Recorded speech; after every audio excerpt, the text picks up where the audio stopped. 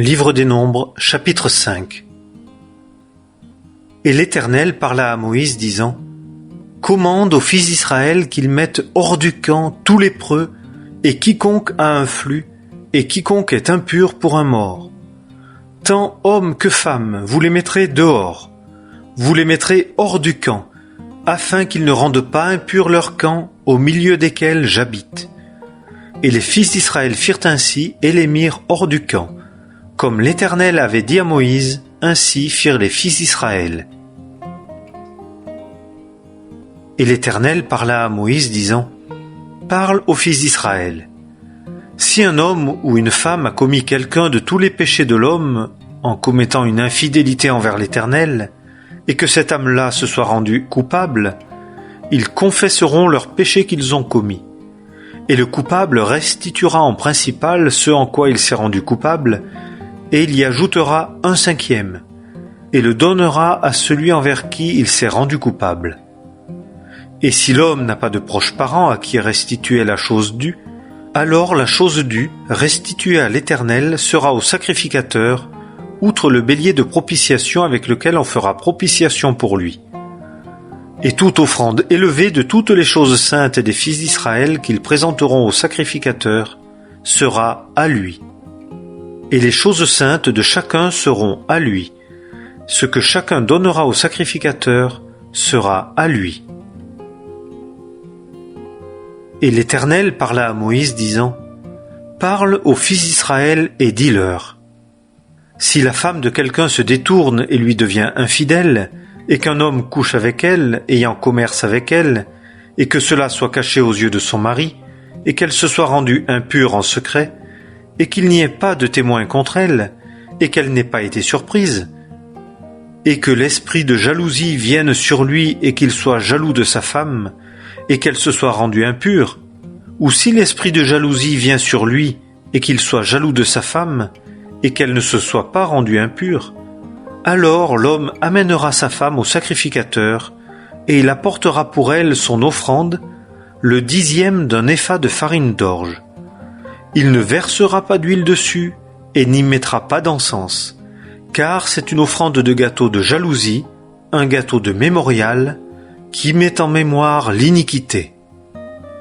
Et le sacrificateur la fera approcher et la fera se tenir devant l'Éternel, et le sacrificateur prendra de l'eau sainte dans un vase de terre, et le sacrificateur prendra de la poussière qui sera sur le sol du tabernacle, et la mettra dans l'eau. Et le sacrificateur fera tenir la femme debout devant l'Éternel, et découvrira la tête de la femme, et mettra sur les paumes de ses mains le gâteau de mémorial. C'est un gâteau de jalousie.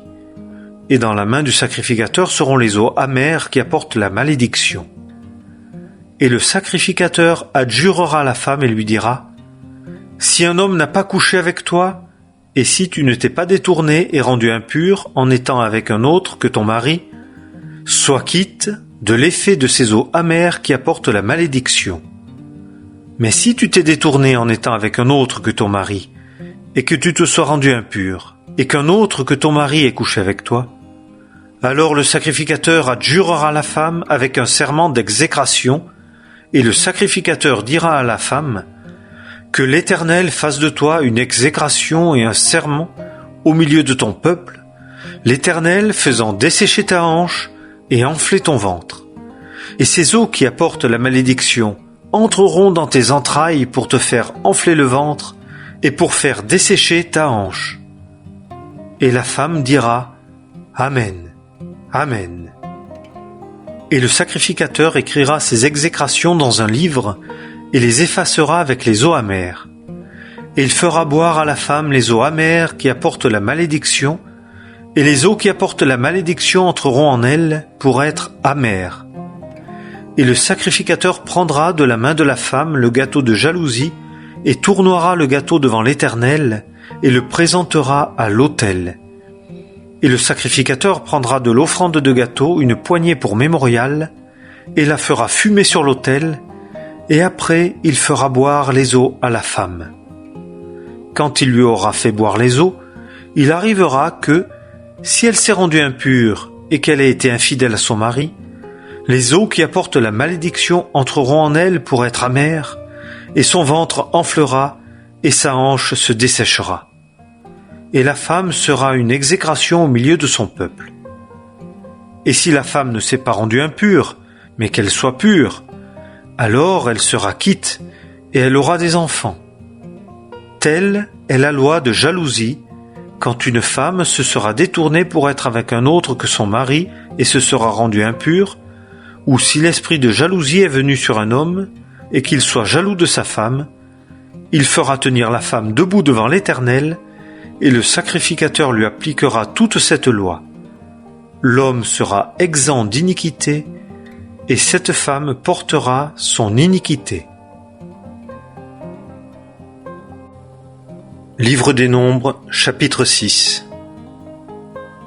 Et l'Éternel parla à Moïse, disant : Parle aux fils d'Israël et dis-leur : Si un homme ou une femme se consacre en faisant vœu de Nazaréat pour se séparer afin d'être à l'Éternel, il s'abstiendra de vin et de boisson forte, il ne boira ni vinaigre de vin, ni vinaigre de boisson forte, et il ne boira d'aucune liqueur de raisin et ne mangera point de raisin, frais ou sec. Pendant tous les jours de son Nazaréat, il ne mangera rien de ce qui est fait de la vigne, depuis les pépins jusqu'à la peau. Pendant tous les jours du vœu de son Nazaréat, le rasoir ne passera pas sur sa tête. Jusqu'à l'accomplissement des jours pour lesquels il s'est séparé pour être à l'Éternel, il sera saint. Il laissera croître les boucles des cheveux de sa tête. Pendant tous les jours de sa consécration à l'Éternel, il ne s'approchera d'aucune personne morte.